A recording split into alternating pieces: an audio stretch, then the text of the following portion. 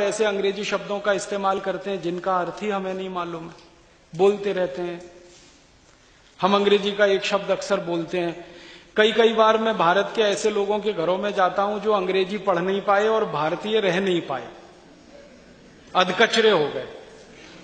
हाँ, अंग्रेजी पढ़ नहीं पाए पूरी और भारतीय रह नहीं पाए, ऐसे घरों में जाता हूं। तो वो किस तरह से बात करते हैं, ओ Rajiv Dixit, she is my missus. मैं कहता हूं really she is your missus? तो वो थोड़े बौखला जाते हैं, क्या बोल रहे हैं। मैं पूछता हूं तुमको मालूम है मिसेज का अर्थ क्या होता है? मालूम है तो बोलो, नहीं मालूम तो मत बोलो। क्या अर्थ है मिसेज का जानते हैं? मिसेज शब्द का अगर इतिहास आप पढ़ेंगे, इंग्लैंड में, यूरोप में क्या होता है ना, बिना शादी के पति पत्नी बन के साथ रहने की हजारों साल पुरानी परंपरा है, जिसको लिव इन रिलेशनशिप कहते हैं यूरोप में। शादी नहीं करते लेकिन रहते पति पत्नी की तरह से, बच्चे भी कर लेते हैं, शादी नहीं करते। ये विचित्र परंपरा है। एक के साथ आज रह रहे हैं, कल दूसरे के साथ रह रहे हैं, परसों तीसरे के साथ रह रहे हैं, किसी दिन चौथे के साथ, किसी दिन पांचवें के साथ। एक आदमी 40 स्त्रियों के साथ रहता है, एक स्त्री 40 पुरुषों के साथ रहते। अब उसमें होता क्या है कि जिन 40 के साथ रहते हैं, जिसमें एक के साथ अगर शादी हो गई तो उसको छोड़कर सब मिसेज हो जाती है। समझिएगा इस बात को। मिसेस का माने है धर्म पत्नी को छोड़कर वो सारी महिलाएं जिनके साथ आप रात बिता चुके हैं, बिस्तर पे रह चुके हैं, वो मिसेस होती हैं। धर्म पत्नी मिसेस नहीं होती। और मिस्टर इसका उल्टा है। पति को छोड़कर वो सारे पुरुष मिस्टर हो जाते हैं। अब हम हमारी धर्म पत्नी को मिसेस बनाने में लगे रहते हैं, oh she is my Mrs. तब मैं कहता हूं really she is your Mrs? मत बोलिए, अच्छा शब्द नहीं, बहुत खराब। हमारे देश में इसके लिए बहुत सुंदर शब्द है, तो हम क्यों बोलें ये? जब नहीं हो तो बोलना मजबूरी हो सकता। अपने पास तो है ना श्रीमती।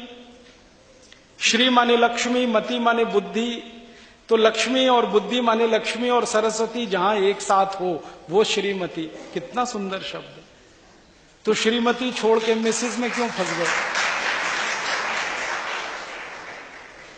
तो माताओं बहनों से निवेदन है कि मिस्टर ना कहें अपने पति को। भाइयों से निवेदन है पत्नियों को मिसेस ना कहें। यहां से शुरू करें। और एक बहुत खराब शब्द है अंग्रेजी का, मैडम।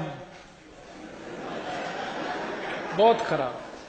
ये जो मैडम शब्द है ये अंग्रेजी का नहीं है, मूलतः फ्रेंच का है। ये फ्रेंच में एक शब्द होता है मां दाम। MA माने मां, DAME दाम। दाम माने होता है स्त्री, महिला, औरत, उसको दाम कहते हैं। और MA माने मां, मां माने मेरा। जिसको अंग्रेजी में माई कहते हैं ना, MY माई, उसको फ्रेंच में मां कहते हैं। MA मां माने मेरा। तो मां माने मेरा, दाम माने स्त्री। तो मेरी स्त्री मैडम होती है। और यहां आप हर एक किसी को कहने लगते हैं मैडम मैडम मैडम मैडम।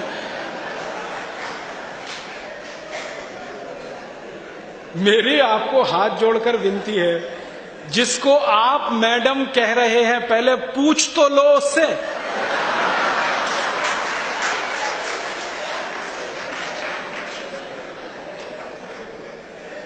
आप पूछो और वो आपको परमिशन दे, तब आप उसको मैडम कहो। ऐसे ही किसी को मैडम कह देना बहुत खतरनाक है, मत बोलिए आप उसको। अंग्रेजी शब्दों का अर्थ जाने, समझें, फिर उसके बाद उनका उपयोग करें तो ठीक है।